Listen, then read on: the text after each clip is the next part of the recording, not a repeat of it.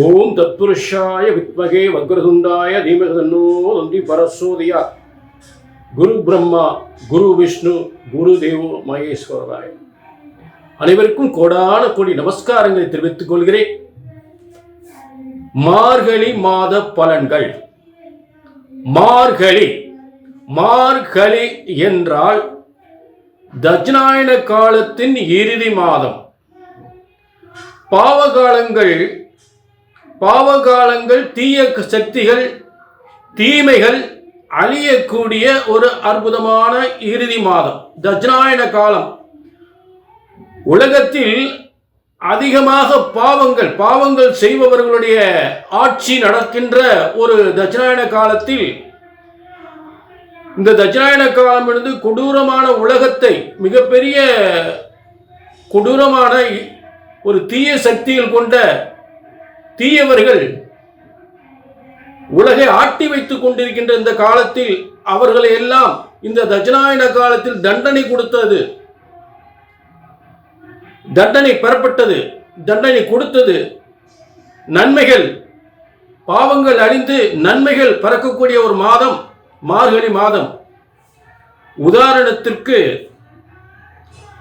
அதே போல இந்த மகாபாரத யுத்தம் என்பது இந்த மார்கழி மாதம் தான் ஏற்பட்டது. திரௌபதிக்கு, அதாவது துரியோதனன் துச்சாதனன் இந்த திரௌபதிக்கு ஏற்படுத்திய மிகப்பெரிய கொடுமை. அப்படிப்பட்ட பாவ செயல்கள் செய்தவர்கள் எல்லாம் அழியக்கூடிய மாதம் மகாபாரத யுத்தம் முடிவடைந்த மார்கழி மாதம். உலகத்திற்கே புண்ணியங்கள் ஏற்படுகின்ற ஒரு முக்கியமான மாதம். மார்கழி முடிந்ததுன்னு புண்ணிய காலம் என்று சொல்லக்கூடிய தை பிறக்கின்றது.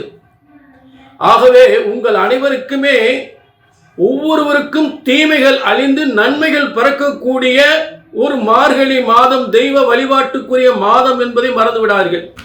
இப்ப எல்லா ராசிக்குமே மார்கழி மாதத்தின் உன்னத பலன்களை பார்க்க போகின்றோம். இது பொது பலன். உங்க தனிப்பட்ட ஜாதகத்தை பார்க்கணும்னா, ஏன்னா தனிப்பட்ட ஜாதகத்தை உங்க தலையெழுத்தே தெரியும். என்ன தலையெழுத்துக்காக பூமியில பிறந்திருக்கீங்க, எதை சாதிக்க போறீங்க அப்படின்றது உங்களுடைய தனிப்பட்ட ஜாதகம் மட்டுமே சொல்லும். இது பொதுவான பலன். அப்ப உங்க எதிர்காலத்தை தெளிவாக துல்லிதமாக உங்க தனிப்பட்ட ஜாதகத்தை பார்த்துக்கலாம். கீழே நம்பருக்கு நோட் பண்ணிட்டு ஒரு அப்பாயின்மெண்ட் வாங்கிக்கலாம். சரிங்களா? இப்ப எல்லா ராசிக்கும் நம்ம மார்கழி மாத பலன்களை பார்ப்போம். மார்கழி மாத பலன்கள். துலா ராசினர்கள், உங்களுக்கான மார்கழி மாத பலன்கள். இந்த மார்கழி என்பது கண்டிப்பாக துன்பங்கள் அழியக்கூடியது, தீமைகள் அழியக்கூடியது என்பது ஒரு உன்னதமான ஒரு உயர்ந்த ஒரு தெய்வீக சக்தி கொண்டது. அப்ப உங்களுக்கு இந்த மார்கழி மாதத்தில் முதலில் குரு பகவான் இருக்கக்கூடிய நிலை. இந்த குரு பகவான் கடகத்தில் ஒரு மார்கழி 6 வரை கடகத்தில் இருப்பார். அதாவது ஒரு விஷயத்தை நல்லா புரிஞ்சுக்கணும். 3, 6க்குரிய குரு பகவான் 10ஆம் இடத்தில் இருந்தால் சிலருக்கு பிரச்சனை, சிலருக்கு யோகம். உத்தியோகம் பார்ப்பவர்களுக்கு யோகம், தொழில் செய்வதற்கு பாதிப்பு, சொந்த தொழில் செய்பவர்களுக்கு பாதிப்பு, உத்தியோகம் பார்ப்பவர்களுக்கு மேன்மை, உயர்வு. அப்ப திரும்ப 9க்கு போகும்போது உத்தியோகம் பார்ப்பவருக்கு, வேலை உத்தியோகம் பார்ப்பவர்களுக்கு எந்தவித பாதிப்பும் இல்லை, மேலும் முன்னேறக்கூடிய நிலை ஏற்படும், இடமாற்றம் ஏற்படும். அதே நேரம் சொந்த தொழில், வியாபாரம், வருமானம், இந்த மாதிரி சொந்த தொழில் செய்யக்கூடியவர்களுக்கு நல்ல ஒரு முன்னேற்றம் ஏற்படும். இப்ப ஏன்னா உங்களுக்கு பின்னாடி 9க்கு போயிடுறார் குரு பகவான். மார்கழி 6ல் 9க்கு போயிடுறார். 9ஆம் இடம் மிதுன ராசிக்கு ரிவர்ஸில் போய் உட்காந்துடுறார். முன்னாடி போன குரு பின்னாடி போயிடுறார், ரிவர்ஸில் போயிடுறார், மிதுனத்துக்கு போயிடுறார். இது துலா ராசியை பொறுத்தளவு நல்ல யோகமான இடம் தான், அதில் மாற்றமே இல்லை. புரிஞ்சுட்டீங்களா? அடுத்ததாக மார்கழி 7. இந்த மார்கழி 7ல் சுக்கிரன், உங்க ராசிக்கு அதிபதி, துலா ராசிக்கு அதிபதியான சுக்கிரன், அவரே 8ஆம் அதிபதியாகி 3ஆம் இடத்துக்கு போகிறார். அதாவது விருச்சிக ராசியிலிருந்து தனுசு ராசிக்கு போகிறார். ஏற்கனவே இந்த மார்கழி மாதனுடைய ஆரம்ப காலத்தில் வந்து சூரியனும் செவ்வாயும் அந்த இடத்துல உட்கார்ந்துருக்காங்க. உங்களுடைய 2ஆம் அதிபதி 2-7க்குரிய செவ்வாய், 11ஆம் அதிபதி லாபாதிபதி, இந்த 2 கிரகங்களும் வந்து ஏற்கனவே இந்த மார்கழி மாதம் தொடக்கத்தில் தனுசில் இருக்காங்க.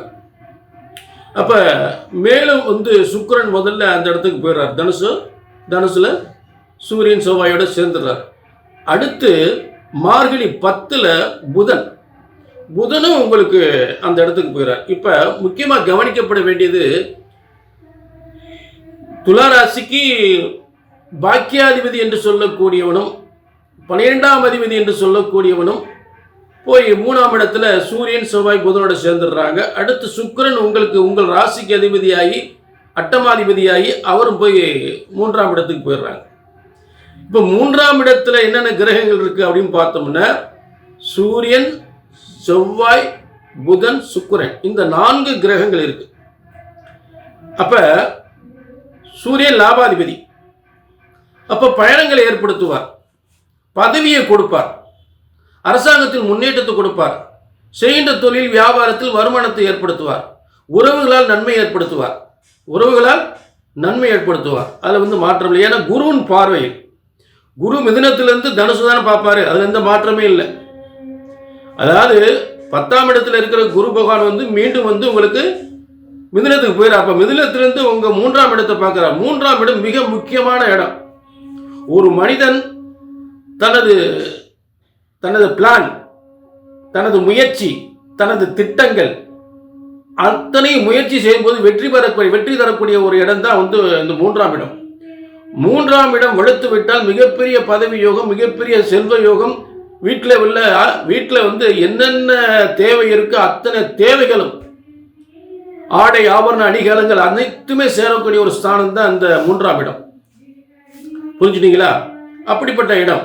அடுத்து கடன் நிவர்த்தி ஆகக்கூடிய இடம், பொருளாதார பிரச்சனை, கடன் நிவர்த்தி ஆகக்கூடாது. ஆக இதெல்லாம் வந்து உங்களுக்கு 4 கிரகங்கள் வலிமையாடி குருவின் பார்வையில் இருப்பது தான் ரொம்ப விசேஷம். அப்போ இது ரொம்ப இந்த கிரக மாற்றம் தான் உங்களுக்கு சிறப்பாக இருக்கு. இதுதான் மார்கழி மாதத்தின் கிரக மாற்றம். மற்றபடி வழக்கம் போல சனி ராகு அதே இடத்துல இருக்காங்க. உங்களுக்கு 5ஆம் இடத்துல, புரிஞ்சுட்டீங்களா? அந்த 5ஆம் இடத்துல சனி ராகு இருக்காங்க. அடுத்து உங்களுக்கு 11ஆம் இடத்தில் கேது. இது வழக்கம் போல் இருக்கக்கூடிய பலன்கள். சரிங்களா? ஆக இது வந்து அடுத்து உங்களுக்கு எல்லா கிரகங்களும் புத்தாண்டுக்கு தயாராகிட்டு இருக்கு. உங்களுக்கு அடுத்து இந்த புத்தாண்டு பலன்களில் வந்து இந்த தனுசுல தான் வந்து புத்தாண்டு பிறக்க போகுது. மார்கழி 17 மார்கழி 17 புத்தாண்டு பிறக்க போகுது. இந்த புத்தாண்டுக்கான கிரக அமைப்புகள் பூரா வந்து உங்களுக்கு தனுசுல உட்கார்ந்துருக்கு. அப்ப இந்த புத்தாண்டு பலன்களை விரிவாக பார்க்க போறோம். அதுல நீங்க எல்லா இந்த ஆண்டுக்குரிய சிறந்த யோகங்களை பூரா அந்த உங்களுடைய புத்தாண்டு 2026 புத்தாண்டு பலன்களை நீங்க அதை தெரிந்து கொள்ளலாம். சரி, ஆக இது வந்து பொது பலன். துளாராசினியர்களே, இதுதான் மார்கழி மாதத்தில் இருக்கக்கூடிய கிரக மாற்றங்கள். அதற்கான விளக்கங்களை தெரிந்து கொண்டீர்கள். இப்போ உங்கள் தனிப்பட்ட 2026 என்ன சாதிக்க போகிறீங்க அப்படின்றத உங்கள் தனிப்பட்ட ஜாதகம் மட்டுமே சொல்லும். உங்களை வெற்றி தோல்விகள், இன்ப துன்பங்கள், சொத்து சுகங்கள், வியாபாரம், பதவி எல்லாமே உங்கள் தனிப்பட்ட ஜாதகம் மட்டுமே தெளிவாக சொல்லும். இது பொது பலன். புரிஞ்சுட்டீங்களா? ஆக உங்கள் தனிப்பட்ட ஜாதகத்தை பார்க்கணும்னு நினைக்கிற நம்பர் இருக்குது, நோட் பண்ணிங்க, ஒரு அப்பாயின்மெண்ட் வாங்கிங்க. சரிங்களா? மீண்டும் ஒரு நல்ல நிகழ்ச்சியில் சந்திக்கும் வரை உங்களிடமிருந்து விடைபெறுவது 18 சித்தர்களும் முனிவர்கள் உருவாக்கிய சித்தர் வாக்கு ஜோதிடர் பாலச்சித்தர். நன்றி, வணக்கம்.